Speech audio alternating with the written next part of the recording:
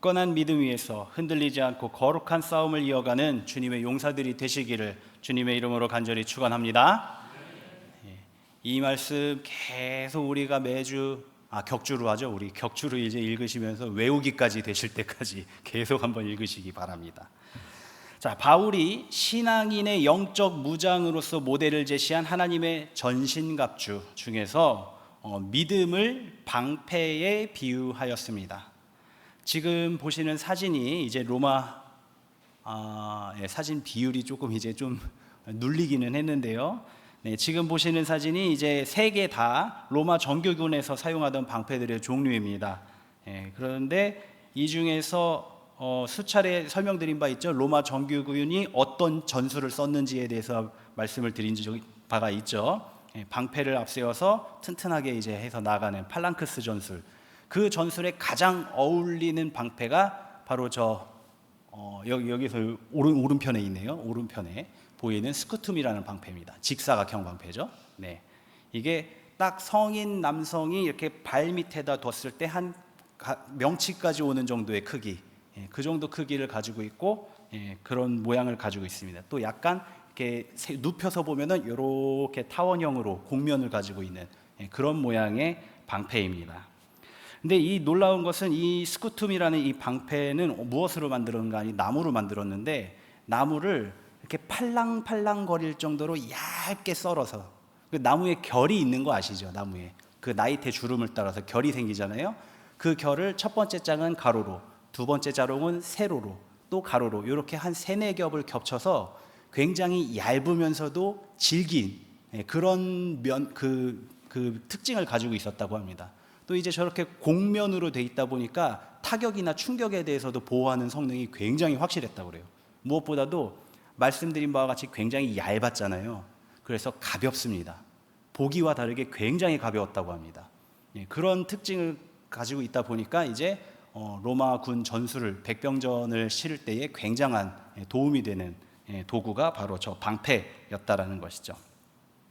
그래서 이 스쿠툼 방패의 첫 번째 전술적 특징은 전술에서도 계속 반복해서 설명드렸다시피 방패를 앞세워서 적의 공격을 막는다. 이게 가장 첫 번째 기본적인 방패의 특징이죠. 두 번째로는 이 방패로 막는 이 기능을 극대화시킨 것이 바로 팔랑크스 전술, 우리가 익히 알고 있는 그 팔랑크스 전술입니다. 서로 옹기종기 이어붙여서 틈이 없도록 단단하게 이어붙여서 적군의 모든 공격을 무효화시키는 그런 전술이 바로 이 스쿠툼 방패의 특징이라는 것이죠. 바울은 이런 방패를 바로 믿음이라고 설명을 하면서 성도들에게 이 믿음을 방패로 들 것을 가르치고 있습니다. 그렇다면은 왜 믿음이 방패인가? 그에 대해서 함께 이야기를 나눠보겠습니다. 이렇게 알기 위해서는 일단 믿음이 무엇인지를 우리가 다시 한번 기억해 볼 필요가 있겠죠. 근데 여러분들에게 지금 질문을 한번 기습적으로 드려보겠습니다. 믿음이 뭐라고 딱 설명하실 분 있습니까 지금? 믿음은 이겁니다 라고 딱 정의하실 수 있는 분. 한번 머릿속으로 생각을 해보시면은 그 믿음이야 뭐 당연히 이런 거 아닌가? 라는 생각은 드실 텐데 딱히 뭐라고 이렇게 정의 내려서 말로 설명하기가 애매하다 싶지 않으십니까? 믿음이라는 게 좀 그렇습니다. 이게 사실 그렇게 믿음을 말로 설명하는 게 얼마나 힘든지는 국어 사전을 찾아보셔도 알 수 있어요. 국어 사전에 믿음이라는 단어를 찾아보면은 짧게 정의가 되어 있는데 뭐라고 되어 있냐면은 믿는 마음 이렇게 정의가 되어 있어요. 믿는 마음. 근데 이게 왜 그 어렵다는 뜻입니까? 이게 잘 모르실 수도 있는데 국어 사전은요 원칙이 있습니다. 그 단어를 설명을 하기 위해서 국어 사전이 있는 거잖아요. 그러면 그 단어를 설명하기 위해서 그 단어를 쓰면 안 돼요. 무슨 얘기인지 이해가 되시나요? 믿음이라는 단어를 설명하기 위해서 믿음이라는 단어를 쓰면은 설명이 안 되잖아요. 믿음, 믿고르, 믿음. 이게 뭡니까 이게? 설명이 안 되잖아요. 근데 국어사전에서 믿음을 찾아보면 믿는 마음이라고 믿음이라는 단어를 써서 설명을 했다는 거예요. 이게 무슨 뜻이냐면은 믿음이라는 것은 그만큼 말로 설명할 수가 없다라는 거예요. 믿음이라는 것 외에는 믿음이라고 밖에는 설명을 할 수가 없다는 거죠. 굉장히 어려운 겁니다. 그러면은 그만큼 이제 우리 국립국어원, 우리나라 국가의 그 단어 국어를 이제 책임지고 있는 국립국어원에서도 믿음은 어렵다, 설명하기가 어렵다라고 인정을 하고 있는 셈이죠. 그렇다면은 우리가 믿고 또 바라고 있는 이 성경에서는 믿음을 뭐라고 이야기를 하고 있는가? 믿음에 대해서 이야기를 하고자 한다면은 역시 히브리서 11장을 봐야겠죠. 히브리서 11장 1절에 믿음은 바라는 것들의 실상이요 보이지 않는 것들의 증거니. 아멘. 이렇게 기록하고 있습니다. 짤막하게 정리를 했죠. 믿음 하면은 이제 성경에서 가장 먼저 찾아보는 장이 바로 이 히브리서 11장 믿음장입니다. 바로 여기에 1절에 간결하게 정의를 했는데, 믿음은 바라는 것들의 실상이고 보이지 않는 것들의 증거다. 바라는 것들의 실상이라 하는 것은 우리가 마음으로 원하고 또 그리고 확신하는 그것의 실체를 믿음이 만들어준다라는 의미예요. 또 보이지 않는 것들의 증거다라고 설명을 했는데, 이것은 무엇이냐면은 아직 우리가 보지 못한 것들, 아직 우리가 확인하지 못한 것들을 우리 앞에 있을 일들, 미래에 일어날 일들에 대해서 믿음이 있을 때 우리는 그 증거를 이미 받았다라는 거예요. 그 믿음을 통해서 받게 된다라는 거예요. 이렇게 설명을 하고 있는 겁니다. 이 히브리서 기자가 이제 좀 이해하기가 어렵게 느껴지는 이 말을 설명을 하기 위해서 히브리서 11장에서 창조부터 시작해서 믿음의 선조들의 이야기를 짤막짤막하게 어떻게 믿었고 어떤 증거를 받았고 어떻게 그 믿음이 증거가 나타났는가, 실체가 돼서 나타났는가를 짤막짤막하게 설명하고 있는 게 바로 히브리서 11장의 내용이에요. 그래서 한 가지 이야기만 좀 살펴보겠습니다. 11장 4절에 믿음으로 아벨은 가인보다 더 나은 제사를 하나님께 드림으로써 의로운 자라 하시는 증거를 얻었으니 하나님이 그 예물에 대하여 증언하심이라. 그가 죽었으나 그 믿음으로 지금도 말하느니라. 아벨은 그 형 가인과 달리 신령과 진정이 담긴 제사를 하나님께 드렸습니다. 그렇게 할 수 있었던 이유가 무엇인가 하니, 아벨은 하나님을 온전히 믿는 믿음이 있었어요. 반대로 가인은 그게 부족했어요. 없었어요. 하나님이 계심을 알고는 있는데 하나님을 온전히 믿고 하나님의 말씀을 따르고자 하는 마음이 없었어요. 그러다 보니까 하나님께 제사를 드린다 하더라도 신령과 진정을 담을 수가 없었던 것이죠. 즉 아벨은 하나님이 나와 함께 하심을 바라고 또 그것을 믿었기 때문에 하나님께 드리는 예배에도 자기의 진정을 담아, 믿음을 담아서 온전히 하나님께 예배를 드릴 수가 있었던 것입니다. 그래서 그 결과 하나님께서는 가인의 제물은 거절하시고 아벨의 제물을 받으심으로 하나님께 의로우신 하나님께 너는 의로운 자다라고 인정받는 그런 증거를 받았다는 것입니다. 이 증거는 똑같이 제사를 드리는데, 연기가 이때 당시에는 그 제사를 드릴 때 하나님이 받으셨는지 여부를 그 연기로 이제 판별을 했다고 해요. 그래서 연기가 똑바로 하나님께 올라가면은 하나님께서 제사를 받으셨구나. 근데 그게 아니라 연기가 눕거나 흩어져 버리면 하나님께서 이 제사를 안 받으셨구나라고 생각했다고 합니다.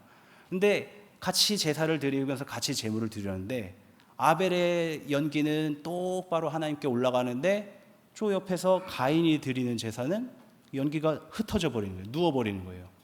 놀라운 일이죠. 같은 장소에서 예배를 드리는데. 그러니까 이게 바로 하나님께서 실제 하신다라는 증거가 되는 것이죠. 바로 이런 이야기입니다. 믿음은 하나님을 볼 수 없고 만질 수 없는 이 물질 세계에서 하나님이 살아계심을 나타내는 실제, 그것이 바로 믿음입니다. 우리가 매 달마다 봤죠. 매 달마다 한 번씩 성찬을 받습니다.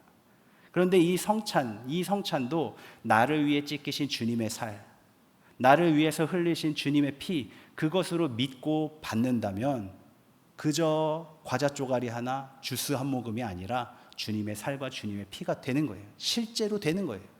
그래서 그것이 내 안에서 영생으로 거듭나게끔 하고 나의 몸과 마음과 영혼을 새롭게 거듭나게 만드는 역사를 이루어내는 것입니다. 이게 바로 믿음이 실제를 만들어낸다라는 그 의미가 되는 것입니다.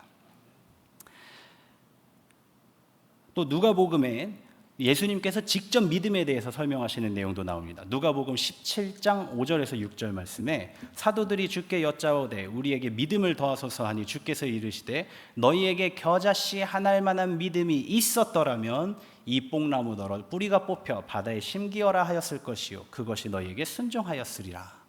사도들이 주님께 우리에게 믿음을 더해 주세요라고 주님께 요청을 합니다. 그랬더니 주님께서 이렇게 대답해 주신 거예요.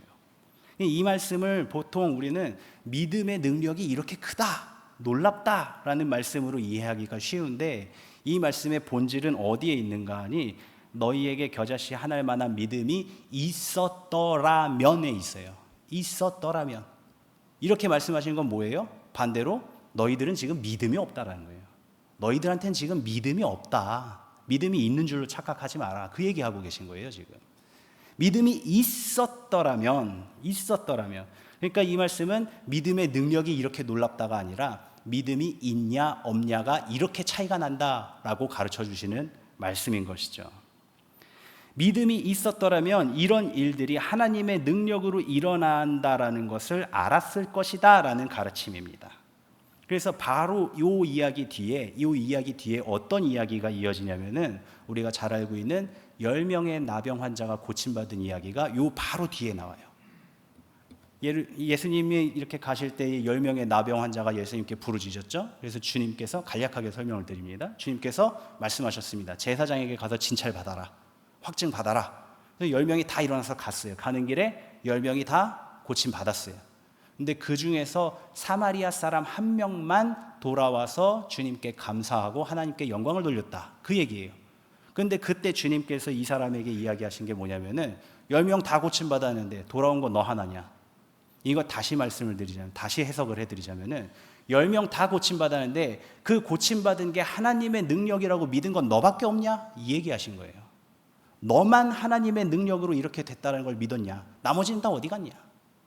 그러면서 그 사람에게 뭐라고 얘기하십니까? 내 믿음이 너를 구원하였으니 평안히 가라 하시는 거예요.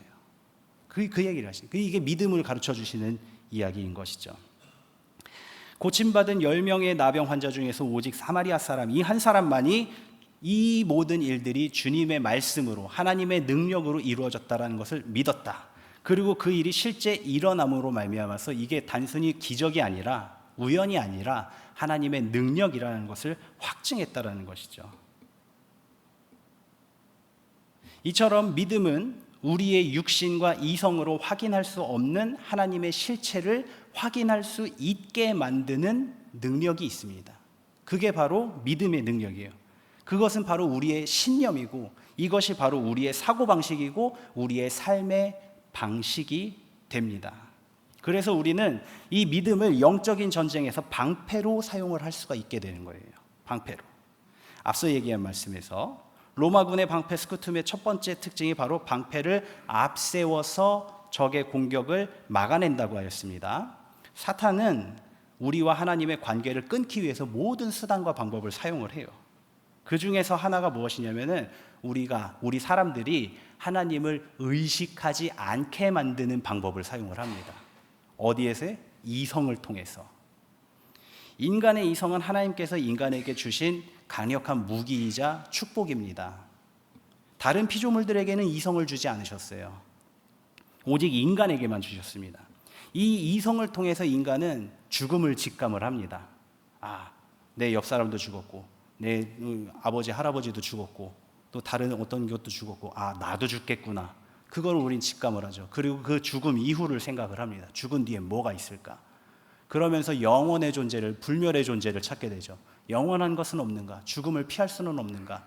그러다 보니까 전능한 자를 찾게 됩니다. 이 모든 것을 초월한 초월자, 이 모든 것을 주관할 힘이 있는 사람, 그분은 누구신가? 그래서 하나님이시구나까지 가는 거예요.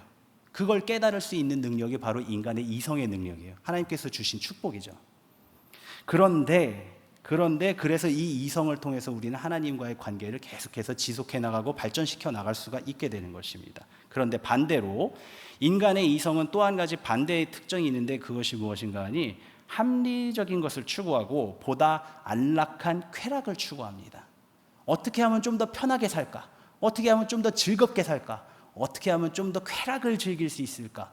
그런 쪽으로 우리의 이성을 사용한다는 거예요, 사람은. 그러다 보니까 인간의 이성이 이렇게 하는 게 꼭 부정적인 것만은 아닌 게 기술과 과학을 발전시켰어요. 예. 처음에는 손으로 땅 파다가 돌로 파니까 더 편하네. 돌로 팔기 시작하고, 어떻게 하면 좀 더 편해질까 하다가 돌을 날카롭게 깎아서 쓰기 시작하고, 이것보다 더 편해질 수는 없을까 하다가 구멍 뚫어서 나무 꼬챙이 하나 꿰가지고 이제 괭이를 만들어서 쓰기 시작하고, 이런 식으로 이제 조금 더 편해지자, 조금 더 많이 하자, 조금 더 즐겁게 하자, 그러면서 이제 사람의 능력이, 이 과학기술이 발전하면서 우리가 오늘날 누리는 이런 삶이까지 온 게 된 것이죠. 그런데 이렇게 발전해 나아가면서 보다 효율적으로, 보다 직관적으로 나아가면서 점점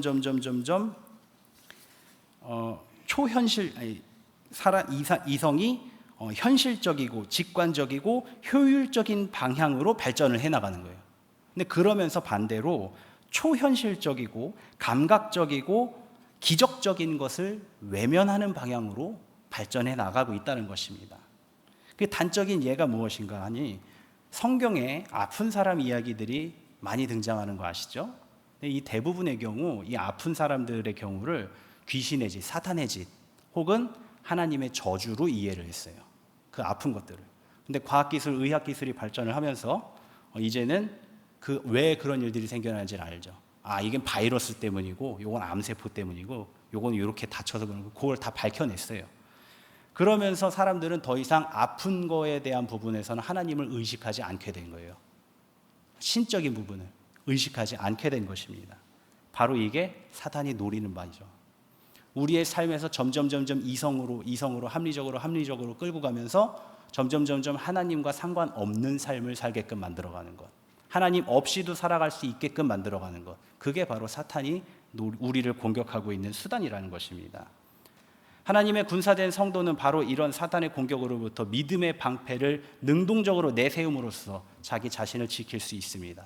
곧 이성주의, 합리주의라는 함정으로부터 믿음으로 그 모든 일은 하나님 안에 일어난 일이다 라고 확신하며 나아갈 때에 우리는 이러한 사탄의 관계를 파괴하고 오히려 그 모든 일들 가운데서 하나님의 살아계신 증거를 얻음으로써 더욱 견고하게 성장해 나갈 수 있다는 것이죠. 그래서 우리는 그래서 우리 믿음이 투구나 갑옷이 아니라 방패인 겁니다. 능동적으로 사용해야 되기 때문에. 사랑하는 성도 여러분, 믿음은 방패입니다. 믿음을 챙기시기 바랍니다. 믿음의 방패를 드시기 바랍니다. 그리고 그것을 놓지 마시기 바랍니다. 들고 있는다고 그냥 또 다 막아지는 게 아니잖아요. 내가 적의 공격을 보고 직접 막아야죠. 그렇게 해서 단단히 세워서 자신을 보호하시기 바랍니다. 그 모든 삶의 순간에 하나님의 역사하심이라는 것을 의식하시고 모든 일을 하나님 뜻 안에서 해석하시기를 그치지 마시기 바랍니다. 그게 바로 하나님과 동행하는 삶의 방식이고 항상 기도하며 살아가는 방식입니다. 마지막으로 한 가지만 짧게 더 하고 마치겠습니다. 이 믿음은 공동체 안에서 더욱 견고해집니다. 이 믿음은 나의 삶을 함께 나누고 내 삶에서 하나님이 이렇게 역사하셨다, 내가 이렇게 믿으면서 나아갔더니 이런 역사가, 이런 증거가 있었어요 라고 함께 나눌 때에 그 믿음은 더욱더 견고해집니다. 그걸 들은 사람이 나도 다음에 한번 그렇게 해보자 하고 같은 확증을 얻죠. 맞아, 그게 하나님의 역사하심이야. 또 나는 이렇게 했었어, 그걸 나누는. 이렇게 할 때에 더욱 믿음이 촘촘해지고 더욱 견고해진다는 것이죠. 이 일이 애찬과 속회에서 일어납니다. 그래서 여러분들이 이 모임들을 귀중히 하시기 바랍니다. 그래서 우리가 한 마음 한 뜻으로 나아가면서 함께 나아갈 때에 우리 교회의 믿음이 더욱더 견고해지면서 아무도 낙오하지 아니하고 끝까지 승리하는 모든 일이 있게 될 줄을 간절히 축원합니다.